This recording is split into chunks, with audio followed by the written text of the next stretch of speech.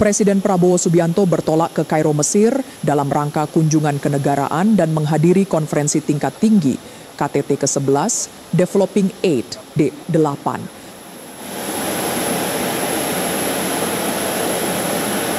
Kunjungan ini merupakan kunjungan kenegaraan pertama Presiden Indonesia ke Mesir sejak 2013 dan menegaskan kembali persahabatan dan kemitraan strategis yang erat antara kedua negara.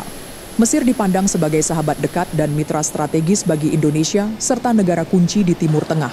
Presiden Prabowo menyampaikan bahwa kunjungan ini sangat penting karena kerjasama yang erat antara kedua negara di berbagai bidang.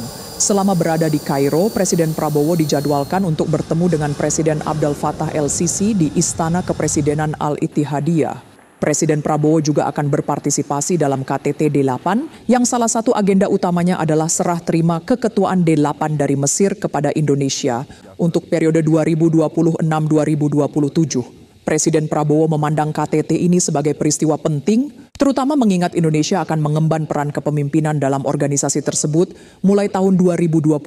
Mulai 1 Januari 2026, Indonesia bergilir akan menjadi ketua D8.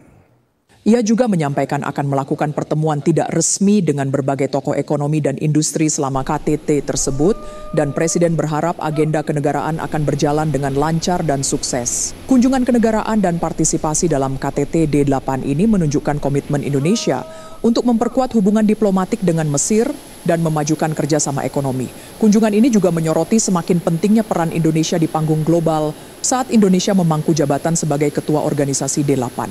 Kunjungan ini dipandang sebagai kesempatan bagi Indonesia untuk terlibat dalam diskusi yang bermanfaat dengan Mesir dan negara-negara anggota organisasi D8 lainnya dengan tujuan untuk mendorong kerjasama dan pembangunan yang lebih besar.